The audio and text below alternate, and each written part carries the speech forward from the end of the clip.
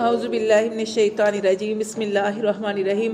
وَأَوْحَى اور الہام کیا ربو کا تیرے رب نے الی النحل شہد کی مکھی کی طرف، ان اتخذی تاکہ تو بنا من الجبال پہاڑوں میں، بیوتن گھر، ومن الشجر اور درختوں میں بھی، ومما اور سے یارشن جو بلند چڑھائی جاتی ہیں جو بیلیں ہوتی ہیں، ثم کلی پھر تو کھا من کل ثمراتی ہر طرح کے پھل میں سے، فصلو کی اور تو چل سبولا راستے پر ربی کی اپنے رب کے، ذلولا نرم اور ہموار راستے پر چل۔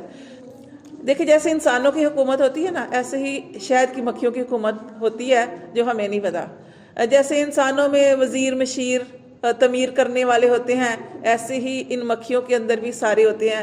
ان مکھیوں کی ایک سردار مکھی ہوتی ہے، اس نے وہ جیسے یہاں پہ وزیر اعظم لگا لے، صدر لگا لے، کیا ڈیوٹی، وہاں پہ بھی اس نے ایک ڈیوٹی ہوتی ہے، وہ بڑی مکھی ہوتی ہے، اس کے انڈر ہی ساری حکومت چلتی ہے۔ ایک ہوتی ہے انسانوں کی حکومت، ایک وہ حکومت ہے۔ لیکن جو انسانوں کی حکومت میں اس میں بے ایمانی ہو جاتی ہے، اس میں جھوٹ ہو جاتا ہے، اس میں زیادتی ہو جاتی ہے، ظلم ہو جاتا ہے، لیکن وہ حکومت ہے، اس مکھی کی حکومت، اس میں ایسی کوئی بے انصافی، ظلم، زیادتی والی کوئی بات نہیں ہوتی۔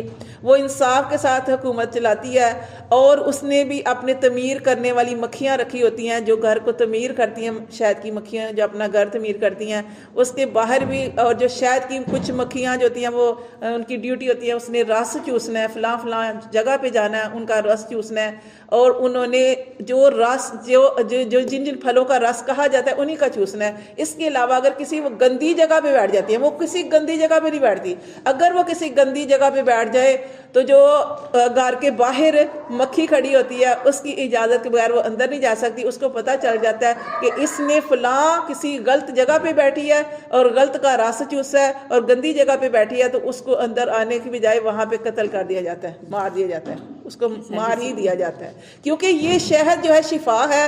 شہد جو ہے بڑے اچھے طریقے سے تیار کیا جاتا ہے پھلوں کا رس چوڑ کے۔ اب یہ پھل جو ہوتے ہیں وہ کڑوے بھی ہوتے ہیں، کسیلے بھی ہوتے ہیں، میٹھے بھی ہوتے ہیں، طرح طرح کے ہوتے ہیں۔ وہ درود پاک کو پڑھتے ہوئے جب گھر آتی ہیں، درود پاک پڑھتے پڑھتے یہ شہد جو ہے وہ تیار کیا جاتا ہے۔ اس لیے اس کو بہت اچھے اور صاف ستھرے طریقے سے تیار کیا جاتا ہے۔ ایک آدمی نبی کریم صلی اللہ علیہ وسلم کے پاس آیا، اس نے کہا اللہ کے رسول میرے بھائی کا پیٹ خراب ہے، آپ نے فرمایا شہد دو، شہد جو ہے اس کا استعمال کرے۔ اس نے شہد پیا، اس کی تکلیف بڑھ گئی۔ پھر آیا بھاگتا ہوا، اللہ کے رسول میرے بھائی کی تکلیف بڑھ گئی، آپ نے فرمایا شہد پیو۔ پھر وہ گیا، شہد اس نے پیا، جو بھی تھا دیا، اور تکلیف جو تھی وہ بڑھ گئی، طبیعت بہت زیادہ خراب ہو گئی۔ پھر تیسری دفعہ آیا، آپ سے نے ارشاد فرمایا تمہارے بھائی کا پیٹ جھوٹا ہو سکتا ہے، شہد میں شفا ہے، شہد ہی دو۔ تیسری مرتبہ بھی فرمایا شہد ہی دو۔ اب جب تیسری مرتبہ پیا، یقین کے ساتھ پیا، اللہ نے شفا دے دی۔ تو بعض مرتبہ یہ ہوتا ہے کہ اللہ وہ اندر سے گندگی صاف کرنی ہوتی ہے، وہ شفا ہی مل رہی تھی لیکن اس کے کچھ طریقے ہوتے ہیں، تو مطلب اللہ پاک نے اس کو شفا عطا فرما دی۔ اس کو جس یقین کے ساتھ آپ استعمال کریں گے آپ کو شفا ملے گی۔ نبی کریم کے صحابہ جو تھے رضی اللہ تعالیٰ عنہ، وہ تو اس کو اپنی پھنسیوں کے اوپر بھی، یعنی اتنا وہ اس چیز کے اوپر عمل کرتے تھے کہ ہر چیز میں کہ اپنی شفا شہد میں تلاش کرتے تھے، اتنا یقین تھا ان کا، اور ان کو یقین سے شفا بھی مل جاتی تھی، یقین کے ساتھ وہ کرتے تھے۔ تو یہ بڑے طریقے، اچھے طریقے سے، اس میں کوئی گندگی نہیں ہوتی، یہ بہت اچھے طریقے سے یہ جو شہد ہے وہ تیار کیا جاتا ہے۔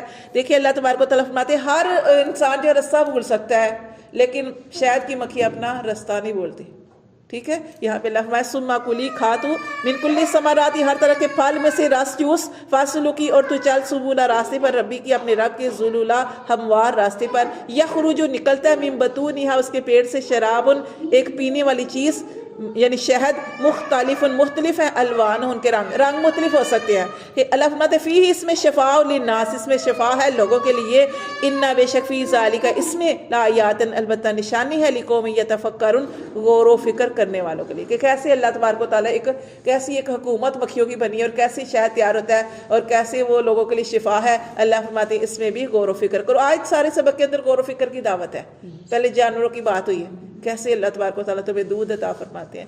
اللہ فرماتے ہیں عقل کرو، اور پھر یہ یہاں پہ جو اللہ نے شفا کے بارے میں بتایا کہ شہد جو ہے وہ شفا ہے۔ پھر اللہ فرماتے ہیں واللہ خلقکم، اللہ نے تمہیں پیدا کیا ثم یتوفاکم اور پھر وہ تمہیں موت دے گا ومنکم اور تم میں سے من یردو کچھ ایسے ہیں جو لٹا دی جاتے ہیں الی ارذل الامور رذیل عمر کی طرف. رذیل عمر کیا ہوتی ہے؟ نکمی عمر. ایسی نکمی عمر سے نبی کریم صلی اللہ علیہ وسلم نے پناہ مانگی ہے کہ اتنا انسان رذیل اتنا بوڑھا ہو جائے کہ ایسے بڑھاپے سے پناہ مانگی کہ کیا ہے وہ کہ انسان دوسرے کا محتاج ہو جائے. اور پھر وہ آپ جانتے ہیں کہ بڑھاپے میں کیا کیا مسئلے مسائل جو ہے ہو جاتی ہیں. تو یہی دعا کرنی چاہیے کہ اللہ جتنی بھی زندگی ہے چلتے پھرتے رکھنا. اور لیکن انسان کے اپنے اختیار میں نہیں ہے, وہ اللہ نے جتنی انسان کی زندگی لکھی ہے اس نے پوری کرنی ہے. اور بعض مرتبہ پھر بوڑھے جو ہوتے ہیں وہ دوسروں کے لیے اولاد کے لیے بہت بڑی آزمائش ہوتے ہیں. اگر اولاد ان کو اپنے بڑھاپے یعنی بڑھاپے میں والدین کو یا جو بھی ان کے بزرگ ہے چھوڑ دیں تو پھر اللہ معاف کرے ان کی سزا بھی بڑی سخت ہوتی ہے.